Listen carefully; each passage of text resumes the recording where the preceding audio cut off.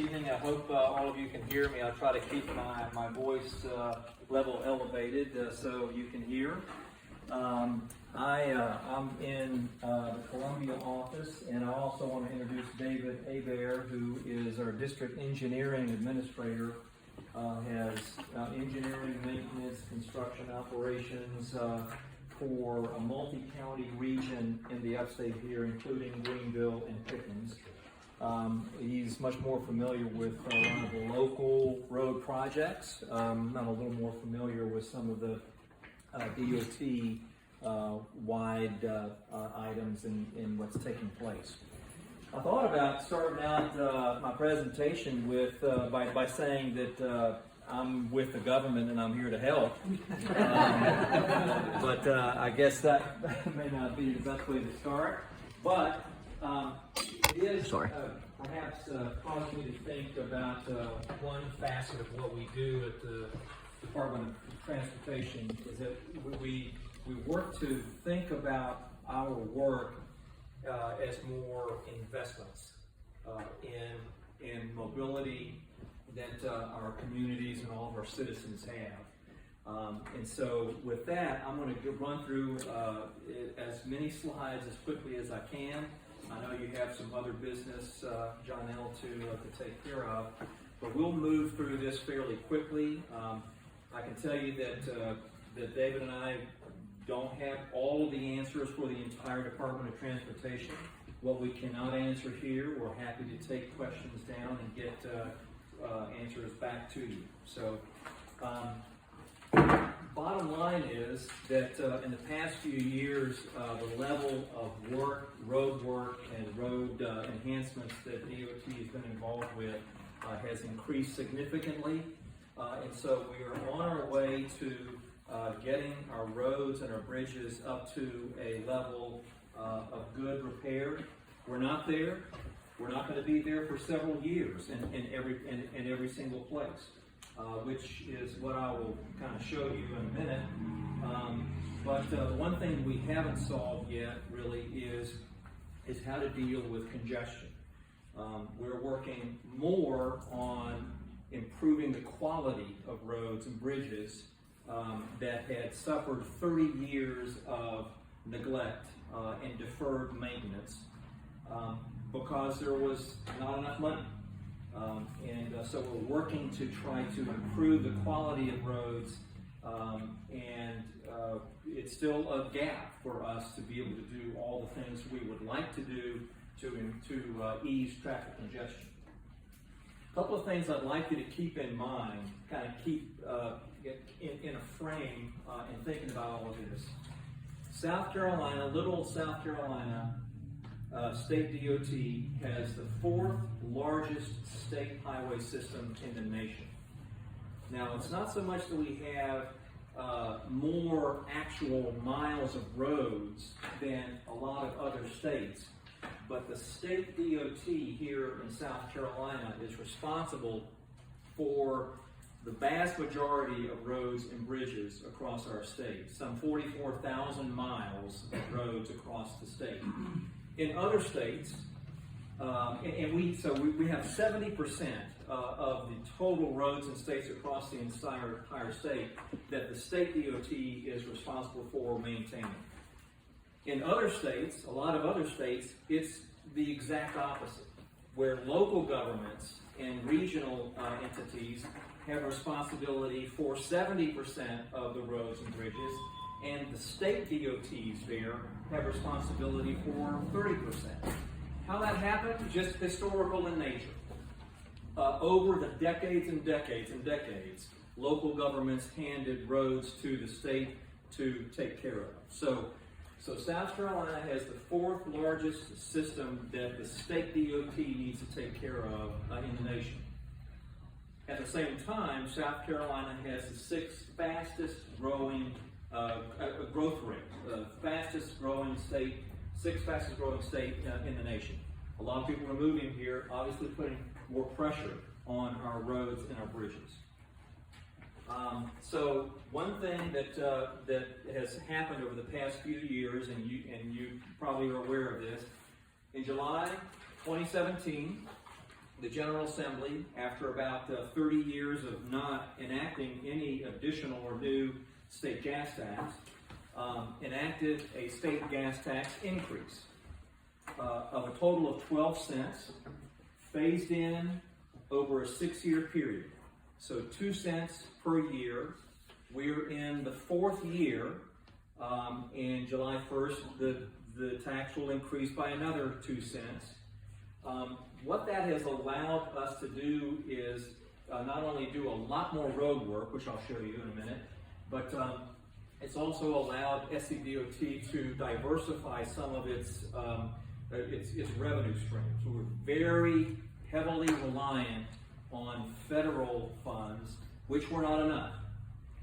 And federal funds are very important to us in so much of the work that we do, but those funds also come with a lot of strings and a lot of requirements on road and bridge design and so forth that can be challenging at times. So we have the phased-in gas tax increase enabled us to work with the transportation industry, the engineering firms, the construction contractors and suppliers to ramp up over time. It enabled SCDOT to implement a strategic, targeted plan to rebuild our network. We're not just receiving more money and say, oh, well, let's just go do, whatever road or bridge we think might need it.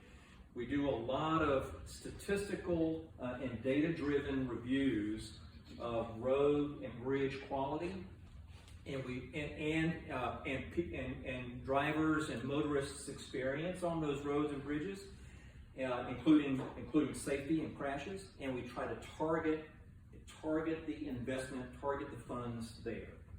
And then that diversified revenue stream was helped SCDOT be well positioned when we saw COVID happen. So one thing we heard a lot about in kind of a joking way is back a year ago, back last March and April, particularly April in South Carolina, when the schools were shut down and businesses were shut down, and everyone said to us, now that there's no traffic on the road, go fix the roads now. So that makes a lot of common sense.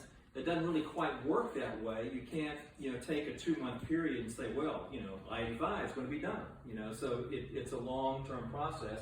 But what that also caused is a significant reduction in gas tax revenues, right?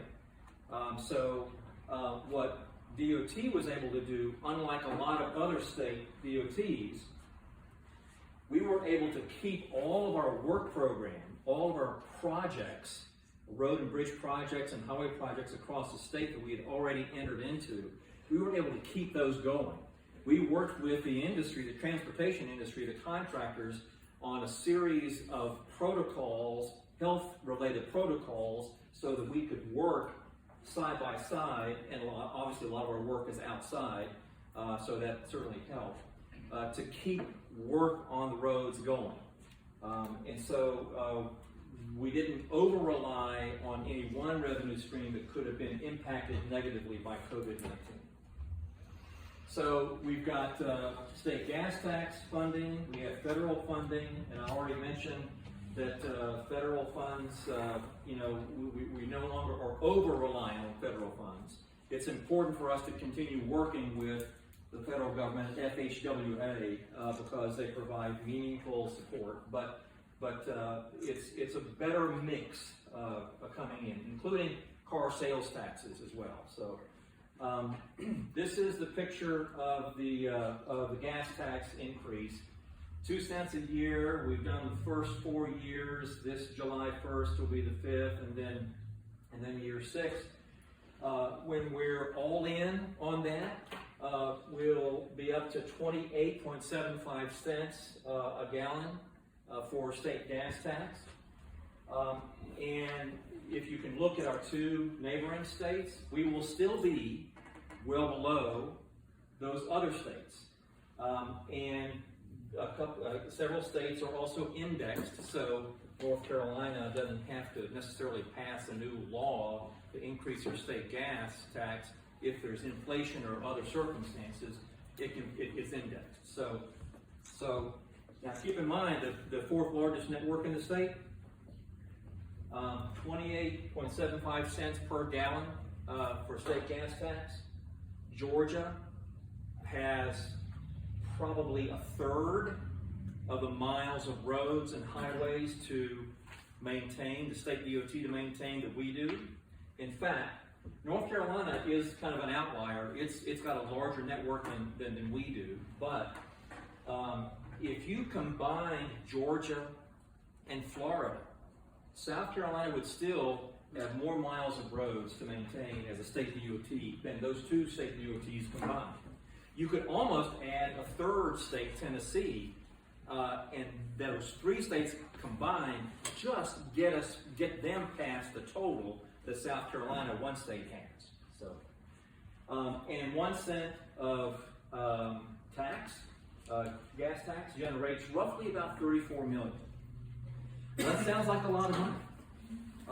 But think about this: when we go do paving on a road, we go do new paving to renovate and reclaim an old road or highway, and we're getting ready to do a lot of that. We're moving into the paving season.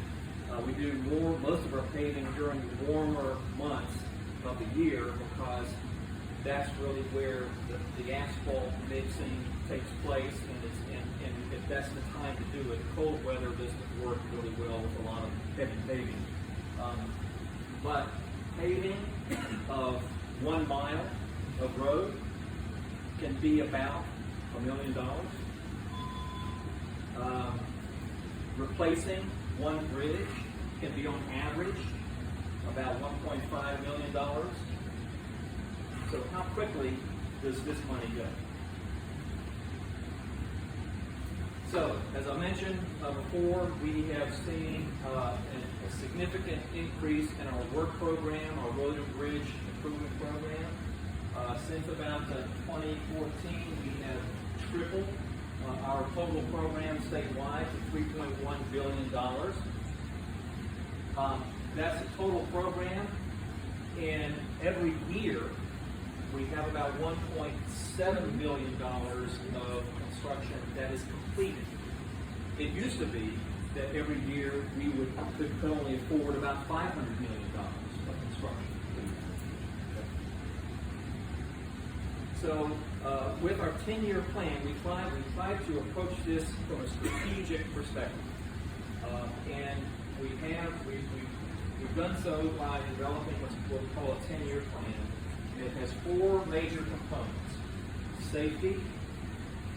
South Carolina is number 1 for something. Unfortunately, it is for the rural vitality rate in the country. We have more people per capita die on our rural roads, particularly, than any other state. We knew we got to fix it. We got to help fix that. If you can't fix everything that happens on the road, and someone is looking at their cell phone instead of driving, it's hard to fix that, but we can help, right? Paving, I just mentioned, that's our largest program to improve the quality of the corridors of the roadways that we have across the state. Bridges, we have a lot of load-restricted bridges, and we've got a lot of load-restricted bridges here in the upstate as well. We're trying to get to as many of those as quickly as possible, and then are widening our interstates in order to help our economy continue growing and making sure that we're not stopping commerce and not stopping goods or delaying goods and services from getting to us at the stores. A little bit about how it breaks down from an overall, how much money is dedicated to what program. You can see pavements is clearly the biggest. Road safety, bridges, interstate widenings. You can see we have roughly 60% or so of our total revenues going toward improving the quality of roads and bridges, and 40%, probably even a little less than that, dedicated to trying to widen at least some portions of our interstates. Of course, we can't get to widening all the primary and secondary roads that would need widening, say around town and that kind of thing. And you can see how it's growing over time, right? So year 6, the final year of the incremental increase in the state gas tax happens about here. And so the size of the programs has been growing, and will be flat, but still be very strong and productive going forward. We established a new gas tax trust fund at Lockbox when the legislation was enacted in 2017. We put some revenue in, and we've added the new gas tax revenues to it since. $1.69 billion revenue in, and $1.69 billion of work out. So we've got $809 million in payouts to the industry, to contractors and subcontractors for work completed. And we still have about $890 million in payouts that are pending. One thing that you can see on our website, I'd urge you to go to scdot.org. That website has just about everything that you would want to be able to see about our roads and bridges. Some data, some information is harder to get to than others. We literally can't put everything on the front page of the website, but transparency is very important to us. And we've had a renewed commitment to that over the past few years. And you can see our cash balances there on a monthly basis. You can drill down and see what we've paid, which contractors for what project at any given point in time. Sometimes people hit us with the idea of, DOT, you're sitting on so much cash. Why don't you just use that cash to go fix the roads? This cash is already committed to road projects that we put out onto the market, right? It's a matter of making sure that as the incremental work by contractors is done month by month over time, that we're able to pay them. And so, I'll back up for another second. And John, please tell me if I'm going too long. Okay, so far. Maybe about 5 more minutes. Okay, all right. I can go into more about that as to why that's important for us to be able to pay our contractors quickly and on time, because when other states ran into the COVID mess, they were too extended. They had too much work out and not enough money to pay their contractors when their gas tax revenues dropped because of COVID. They even had to cut ferries off in the state to the north of us because they didn't have operating money. And they couldn't pay the contractors. Okay, contractors, if you want a good place to do business, if you want some good projects led by a DOT that you know will pay you in a timely fashion, come here. More competition, better bid prices, and it helps us all. So that's just not cash sitting in the bank, right? It's cash that's committed to projects that are out on the street being built. Our 4 programs, again, as to the magnitude of the spend on each one of them, payments being the biggest. And we have measurements. We have measurements not just at the end of the 10-year plan in 2027, but interim measurements. And we measure paving to be the quality of it. How much of the road system is in, quote, good condition, right? What we're doing is we're spending more money on the major roads, primary routes, such as 176, 25, those kinds of routes, because the majority of our traffic,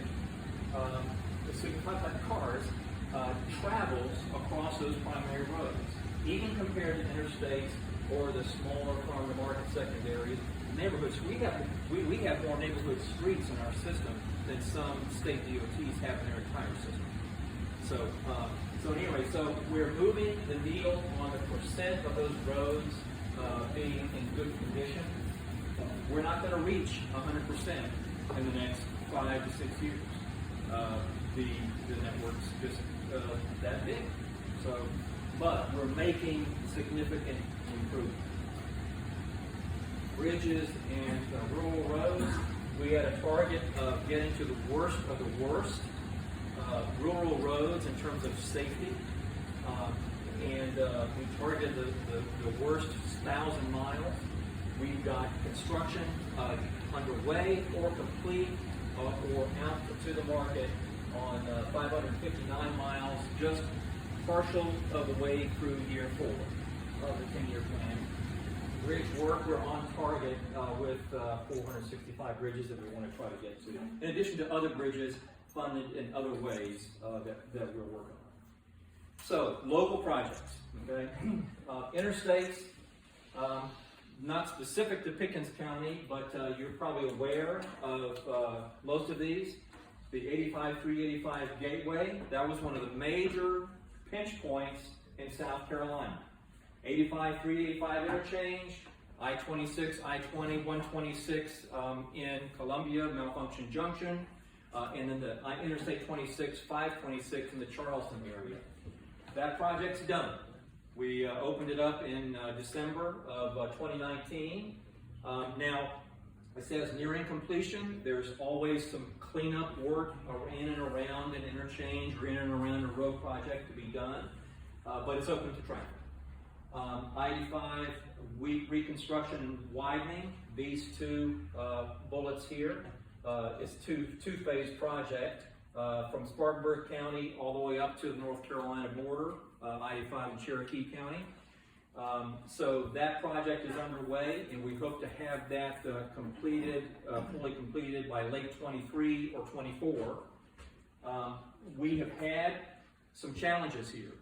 And we've had some safety challenges here, and we've just the past couple of weeks started to implement new safety measures, additional safety measures, such as additional highway patrol, additional blue lights, additional signage, and several other things to try to improve safety. Because when you get into one of those chutes, and we don't have a choice, when you widen an interstate along the exact same line that the interstate's running now, you've got to move the concrete barriers to create safe work zones for the contractors, construction folks, which means you're driving into a chute, and nobody likes that.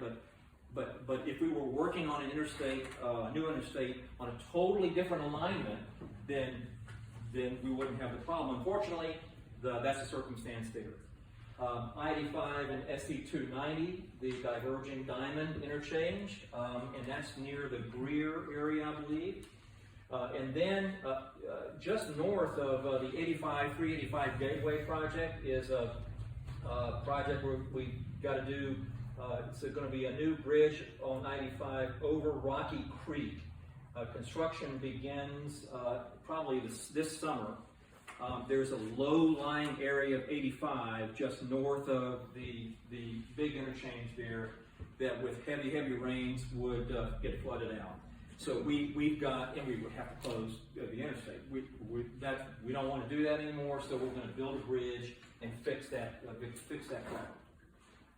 Obviously, you know the 385-85 interchange. I've mentioned a little bit about the target bottlenecks in the urban areas, but you can see some of the other interstate projects we've had going on. I-20 in Lexington, 85 up towards Cherokee, and then some work on I-95 south towards Georgia, and some in Augusta, Aiken area as well. Big bridge projects in Pickens County, 4 bridge replacements that we're working on. S250, the Hester Store Road over Dottie's Creek. Anticipated construction to begin in fall of 2021. S140, Hunts Bridge Road over Shoal Creek. Anticipated construction to begin in fall of 21. S125, Freeman Bridge Road over Saluda.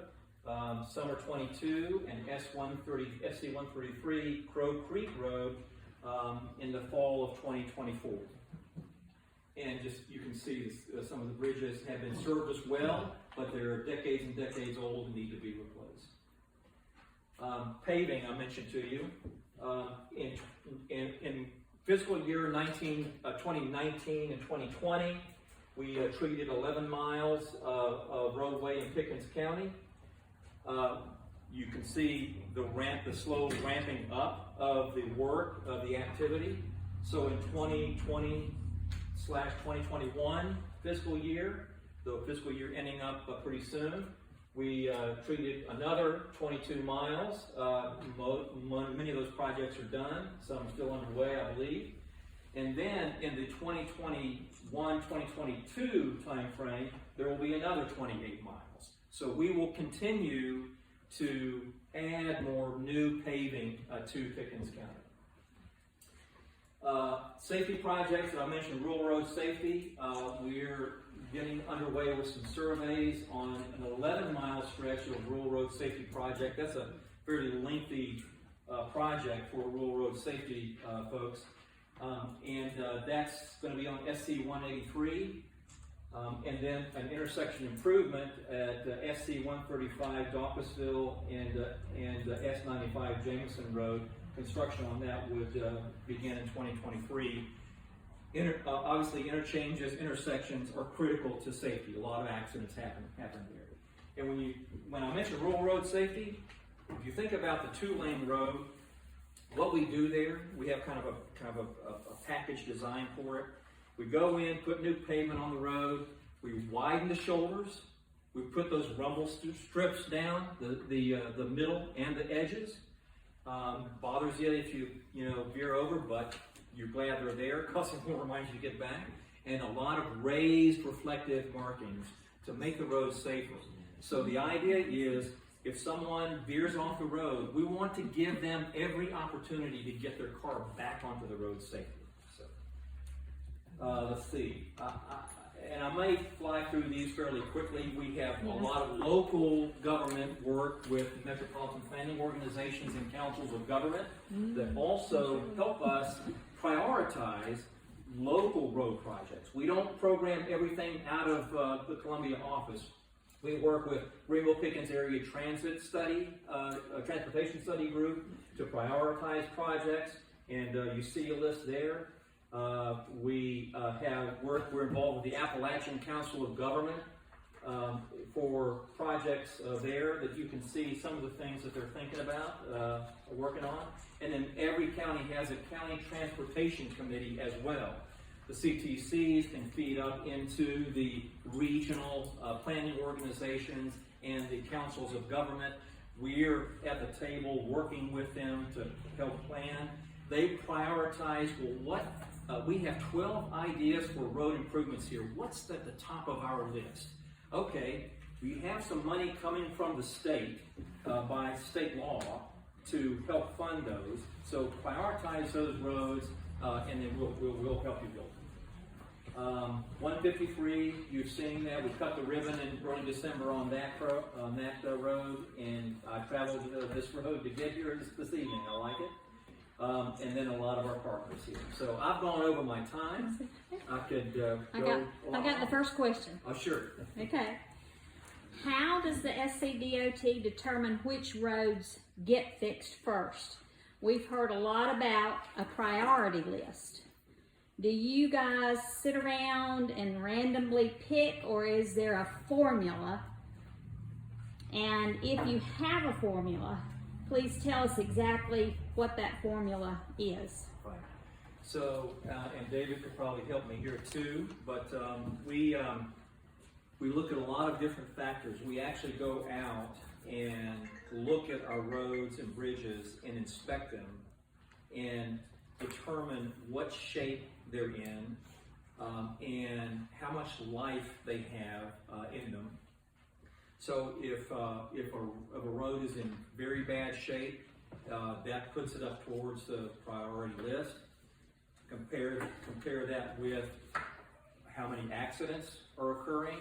Compare it with the growth in traffic volume that road is experiencing. You may have a two-lane road that that might be in relatively bad shape, but there's no more, there's no additional traffic, and there's not a whole lot of crashes there. Another road might get into a higher priority. I'm not aware of one formula, but there are ranking processes that feed from multiple divisions into how we determine which roads and bridges get treated first. You can look at you can look at most roads in South Carolina and find spots that need help. But how do we go to the worst of the worst, as we indicated? So I know that's not a specific algorithm, but yeah, that's what I want to get to. So basically, you've got a bunch of variables in determining what roads get fixed and what prioritized. Right. But you don't know necessarily how these things get prioritized. You don't know how these variables get weighted. Yeah, Is that what you're saying? there is, we do have an engineering directive that breaks out, I actually figured this question would come up. As far as resurfacing, as far as resurfacing, we base it on, we evaluate pavement quality, the roughness of the road, the traffic volume, and the percent of patching needed on that road. So pretty much there's equipment that comes and rides the roads and does those evaluations. And ultimately, each road gets ranked, each road in the county is, and each county has the roads ranked individually. You're not competing with roads in Greenville or Laconia. It's all ranking based on Pickens County. And I can, Jonelle, say your name? I can provide you those engineering directives so you can, it spells it out real well. I'm not real good at explaining it. Well, I think most people want to know is that you say you do 11 miles in Pickens, but 19, you're doing 22 this year, 20 next year, so you got 55 miles in the entire county. And I guess the biggest question is, we look around the state and we see some roads getting done, not very many, to be honest, but we see roads getting done and we're wondering, how do these decisions get made? And I think that's probably one of the biggest questions is, how do these decisions get made? And I understand what you're saying, well, we got a bunch of variables, but we would like to specifically know if there is a formula, an objective way to determine what to fix. There is. I think that it would be great if you could provide that, because it's kind of a good point. yeah. If on your safety, a lot of roads might be in like pretty good shape as far as like they don't need paint, but they need the white lines on the side of the road and the yellow line down the middle. Yeah. Especially the way people's headlights are aimed here, you always talk, look at that white line, please. That's No. right. That's right. So, what's In the this, evening, headlights are misaligned. right, all that so, stuff, yeah. is there a way that you could just like have people that's what they do, they go out? We do have routine contracts to repaint lines. So, I'm not even Unfortunately, saying repaint, I mean, put them down for the first. yeah, probably the best way to, if you got areas you're concerned about, you go to the webpage, there's 888, you know the number? Right, sure, yeah. So if you go to scdot.org, there are two channels that you can scroll down to the bottom of the front page of scdot.org, and there, among several buttons, there's a button there that says Road Maintenance Work Request. I believe it's how it's read, but Road Maintenance Request. You click on that, and it pops up a form that you can populate, and you can describe. Obviously you have your specific road, you put all that information in, and you describe the problem. And it goes into our folks and we respond. We've got a 24-hour mandate. We get those requests to at least contact the person who put the request. So we do respond. The other channel is telephone. It's toll free 855 GO SCDOT. I tell you, as far as locally, if you run across a pothole, quickest way to get those addressed is call the local maintenance office. Local SCDOT. SCDOT Maintenance Office, that number is 864-859-0039. Well, be here tomorrow. Oh, like I said, What do you require for a pot like that, in a pot like, do you require the best? I know David was yeah, it's close, yeah, close intersection road, general location.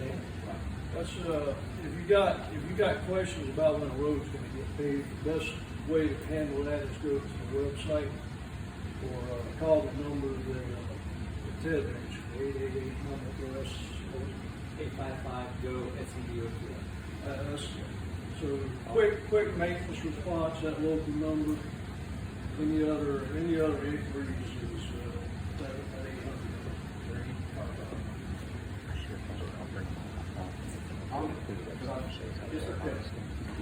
I'm Alan Quinn from Eaton, and I've seen these numbers. I've seen them before. I've been following them very closely for 4 years, ever since we had a gas tax.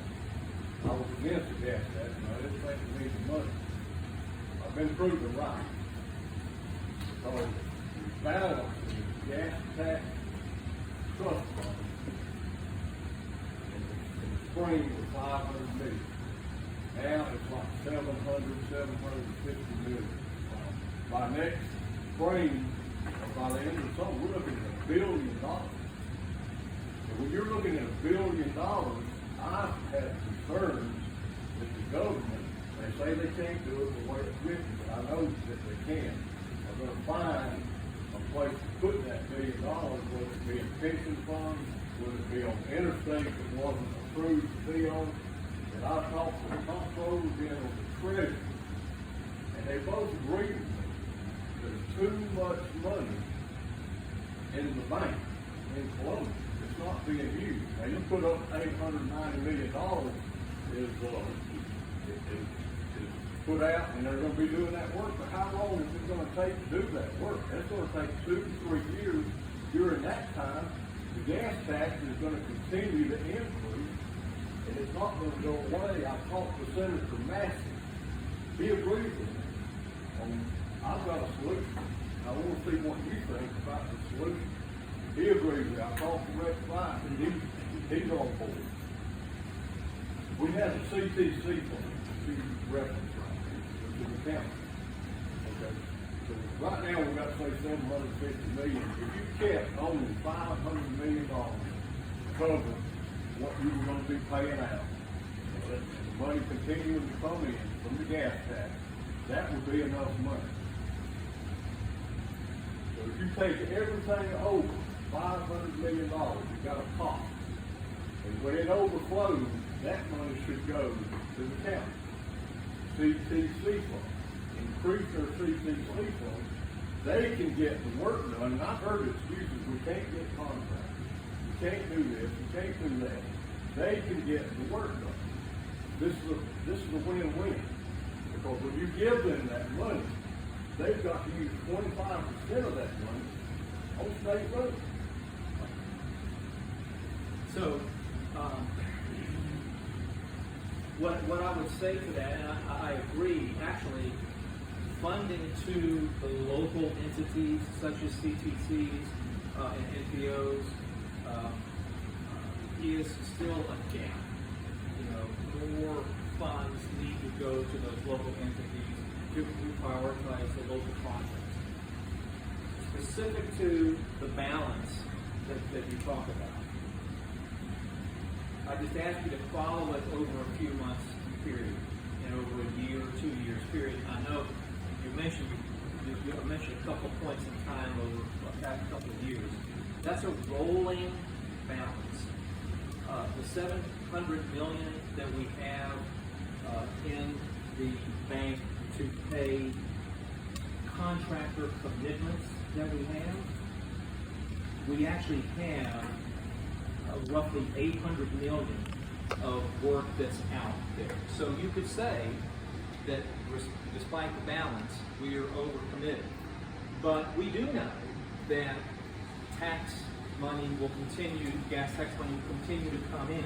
Exactly. Therefore we feel therefore we feel secure in being able to pay the contract. So the other side of that is the project. We're not going to say, let's just run the 700 million down and just pay the contractors out for the road work that we have out now. We're going to add new road projects to it next year. We're going to add new road projects to it next month. And we're going to continue adding new projects. So the commitments will be continuing to roll and increase as well. So it's not a static, I agree. Yeah. But all this money from the gas tax is gonna continue to come in, and when COVID is over, it's gonna continue to come in, and it's on a straight line up. It's gonna continue to go up unless you find a way to spend the money, and I think we have, if you took, say we got, get to $1 billion, you got 500 million left over that 500 million. That's $10 million on average per county. The county will fix all of the roads at $10 million. I hear you. I appreciate that. Thank you. Yes, sir. And John, now We got I'm gonna- one more question, and then we got to wrap it up. Okay. My question has to do with congestion, but also pre-looking at that. So I appreciate the 153 being brought all the way up to Saluda Dam Road, but what that's done is it's connected Saluda Dam and everything to the north of it to the interstate.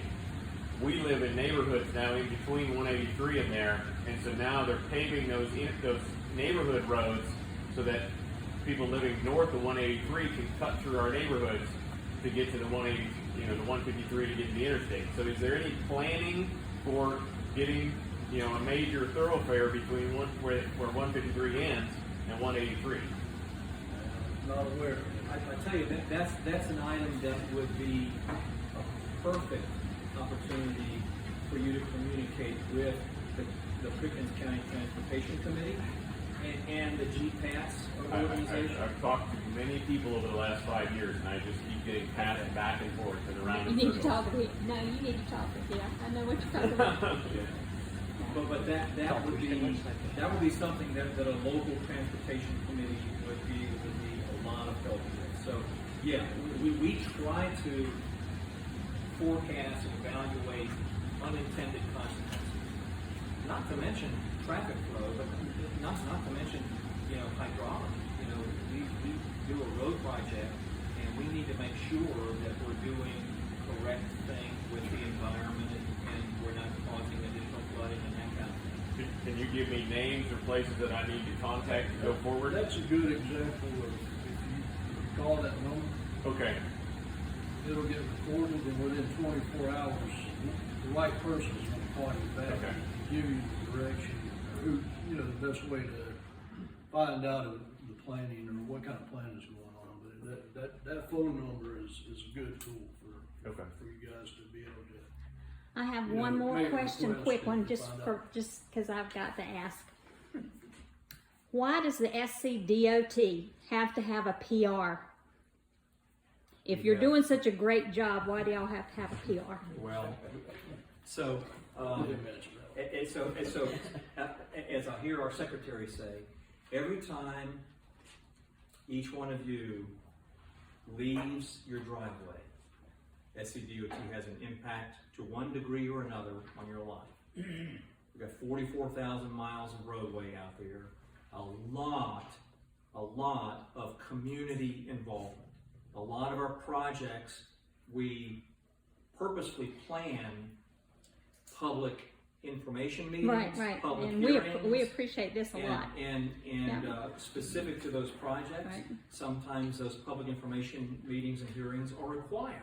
How much, So- what percent of the budget goes to the PR? Do you know? It's It's not much. negligent. It's nothing. Okay. It really is Okay. nothing. All right. I tell you. Thank you guys, both of you. Real Thank quick, you. I'm an engineer. You guys can tell I'm not good at speaking.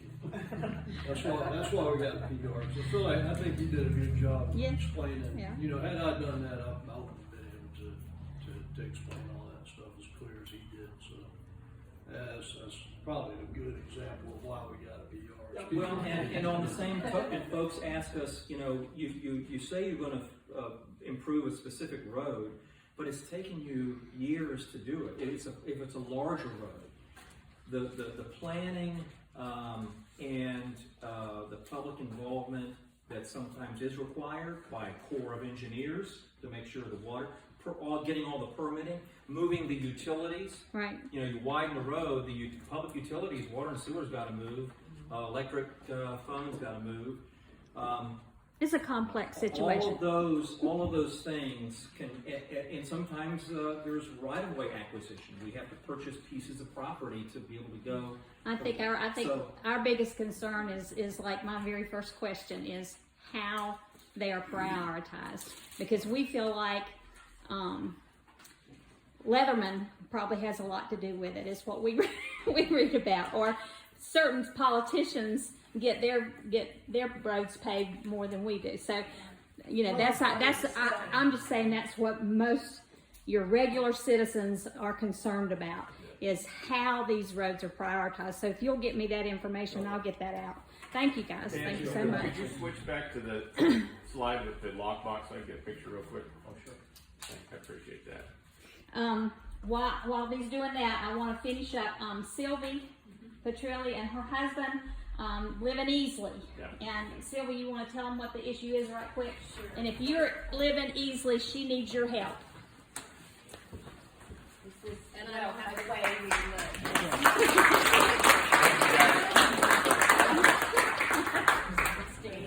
Yes.